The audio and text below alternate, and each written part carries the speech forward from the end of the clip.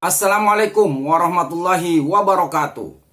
Berjumpa lagi bersama pecinta bola sejati. Apa kabar sahabat pecinta bola sejati? Semoga hari ini kita selalu dalam keadaan sehat walafiat. Hari ini saya akan membagikan video tradisi tim nasional Indonesia sudah mulai diikuti oleh negara lain di Asia Tenggara. Untuk mengikuti informasinya lebih lanjut, mari kita simak videonya bersama-sama. I know you told your friend you're not okay, and tell me what's wrong and why you never said you felt that way.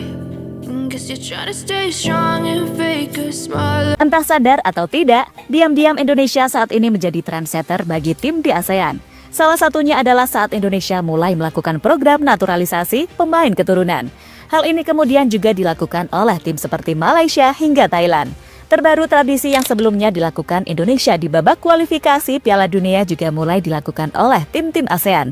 Hal itu terlihat di ajang Piala AFF tahun ini. Sayangnya, tidak semua tim bisa menirukan tradisi yang dilakukan oleh Indonesia, seperti yang ditunjukkan para pemain Malaysia dan Thailand. Hal inilah yang semakin membuktikan jika Indonesia adalah tim yang sangat berbeda dibandingkan dengan tim-tim di ASEAN lainnya. Dan untuk itu, inilah cerita saat tradisi dari Timnas Indonesia coba dilakukan oleh negara lain, terutama negara-negara ASEAN.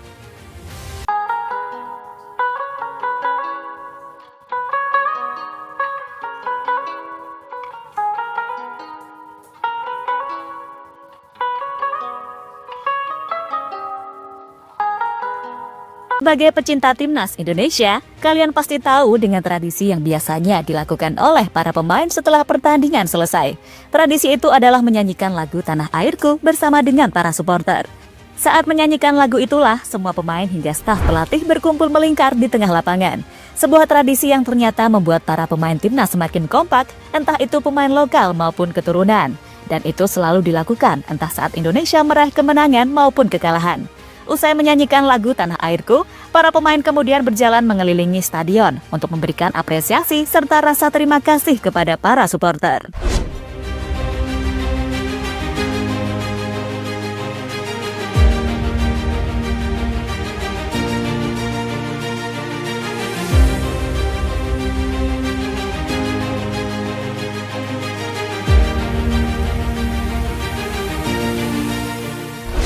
Ternyata, apa yang dilakukan oleh Indonesia juga dilakukan oleh Timnas Thailand. Soal ini, Madam Pang menjadi tokoh yang paling berpengaruh kepada para pemain agar setelah pertandingan selesai, semuanya berkumpul untuk memberikan apresiasi kepada para fans. Tapi sayang, kebijakan ini ternyata tidak disetujui oleh pelatih Thailand, yakni Masata Daishi. Pelatih asal Jepang itu menilai jika momen memberikan apresiasi kepada fans cuma membuang-buang waktu. Ia berharap agar para pemainnya segera kembali ke locker room untuk melakukan pendinginan setelah pertandingan selesai. Soal keputusannya meninggalkan para pemain dan fans, Masata Daishi akhirnya meminta maaf. Ia meminta maaf kepada Madam Pang dan para penggemar karena sebelumnya telah membuat kecewa. Saya belum bertemu langsung dengan Nyonya Pang, tapi saya menelepon untuk meminta maaf kepadanya. Saya juga meminta maaf kepada para penggemar atas tindakan saya, ucap Masata Daishi pada media.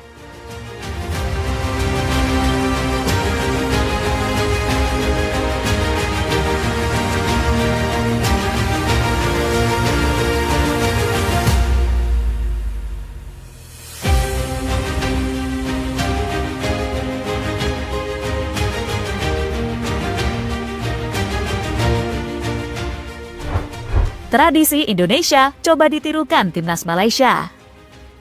Di Thailand, hal yang sama ternyata juga dilakukan oleh para pemain Timnas Malaysia.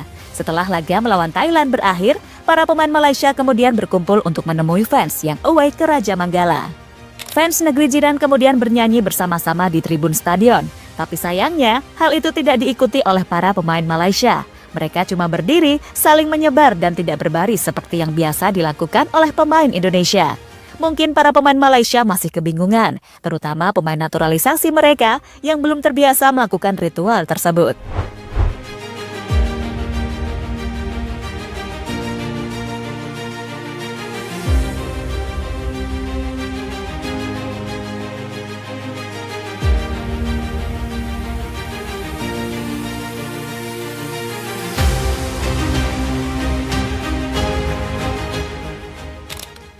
Sergio Aguero coba tirukan gaya JHS dalam memberikan motivasi.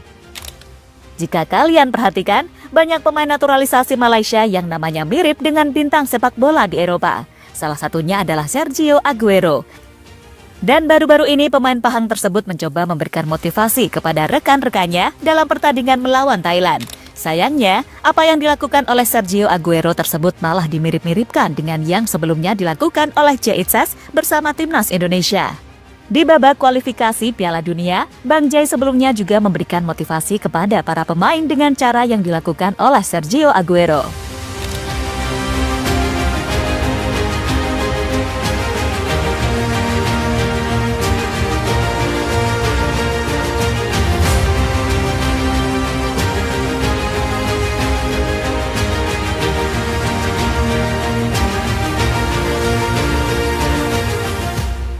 Pandit Malaysia bandingkan naturalisasi Indonesia dengan Malaysia.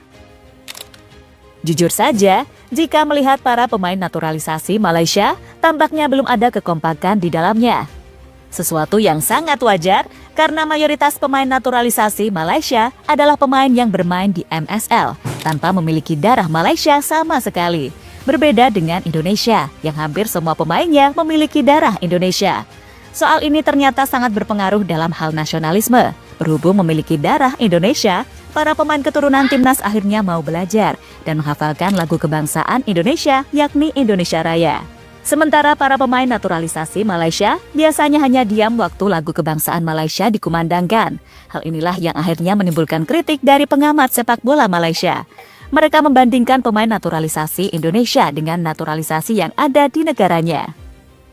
Penyokong Indonesia ni nyanyi lagu Tanah Airku ni tak keluar stadium ni sebelum game ke lepas match ke sebelum match. Dia kata lepas match. Masih lagi 80,000 tetap berganjak nyanyi lagu Tanah Airku kerana diorang setuju dengan proses kenegaraan tu. Ini kita jangan salahkan player tu.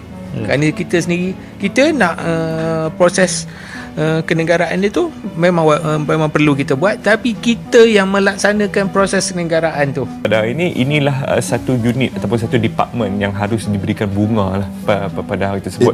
Tak mudah. Aku tengok GBK Gelora Bung Karno was bouncing from the first minute.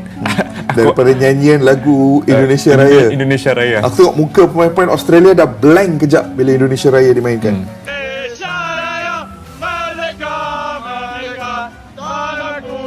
Kini dengan apa yang sudah terjadi, tampaknya Indonesia benar-benar menjadi trend center bagi tim-tim di kawasan ASEAN.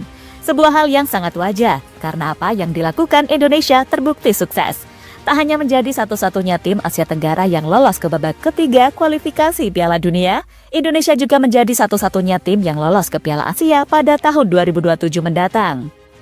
Sehingga, kesuksesan ini pastinya membuat tim ASEAN yang lain iri dan ingin mengikuti jejak dari Indonesia.